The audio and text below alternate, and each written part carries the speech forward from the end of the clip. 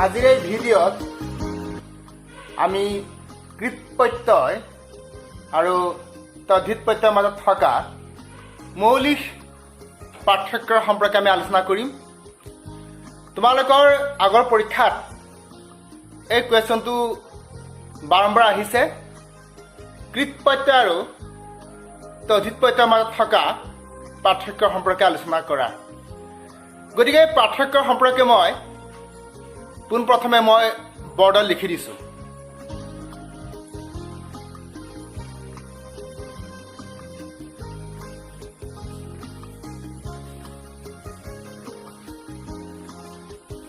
ইয়াত আমি দুটা প্ৰত্যয়ৰ মাজত থকা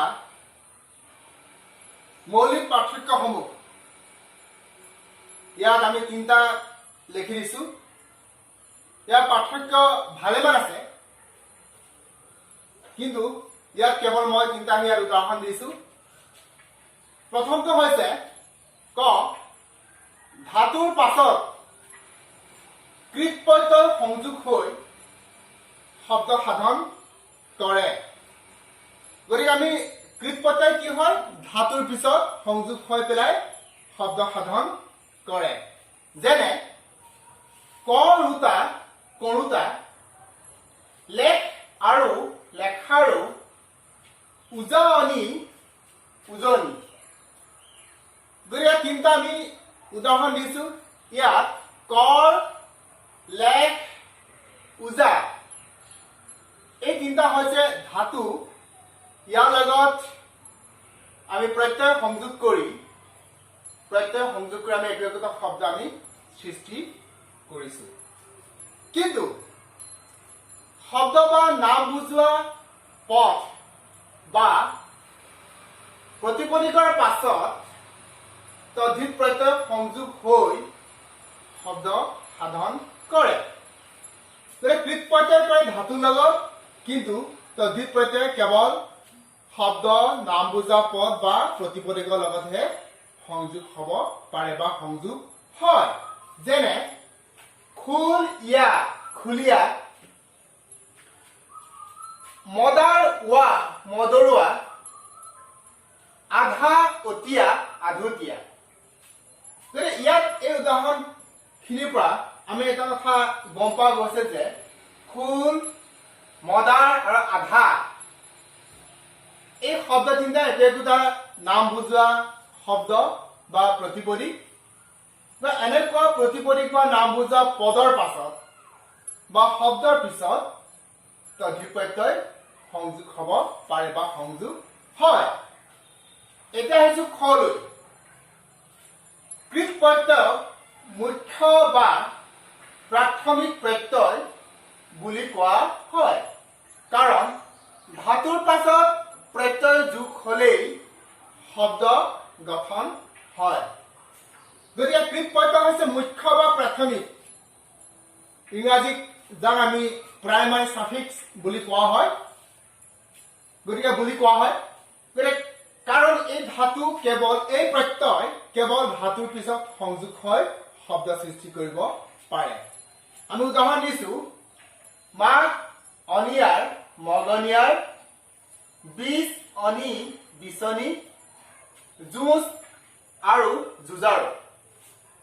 গতিকে এই মাক, বীজ আৰু যুঁজ এটা হৈছে মুখ্য বা ধাতু ৰূপ।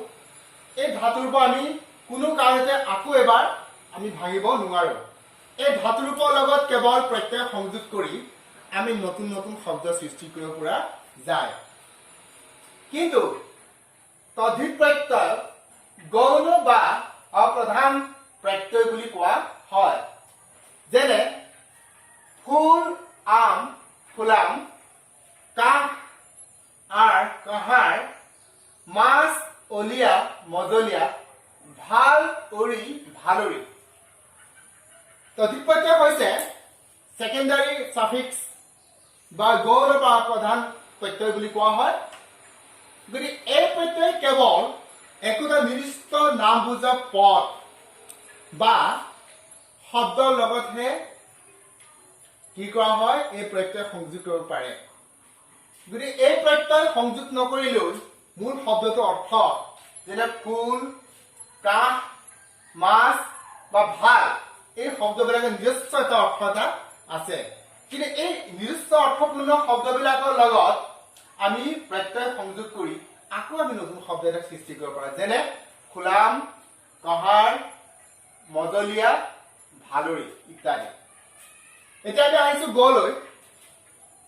ধাতুৰ পাছত কৃত প্ৰত্যয় যোগ হলে পাচনি ধাতু গঠন কৰিব পাৰি।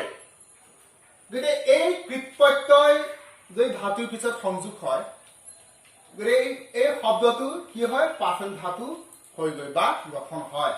যেনে মেল আ, মেলা। এই মেলা শব্দৰ লগত আকৌ প্ৰত্যয় সংযোগ কৰিছো আমি, মেলা ইছু, মেলাইছো। গতিকে মেলা আৰু মেলাইছো একোটা পাচনি ধাতু হয়।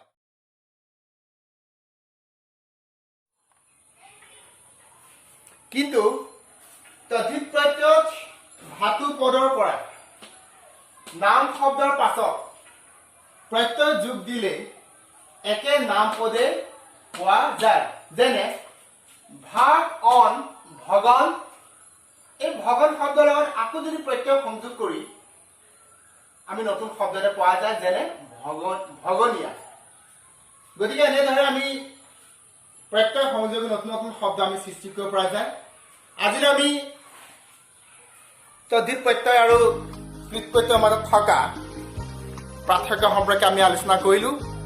গতিকে ইমান সময় তোমালোকে মোৰ লগত সহযোগ কৰাৰ কাৰণে তোমালোকৰ মোৰ অশেষ ধন্যবাদ জ্ঞাপন কৰিছো।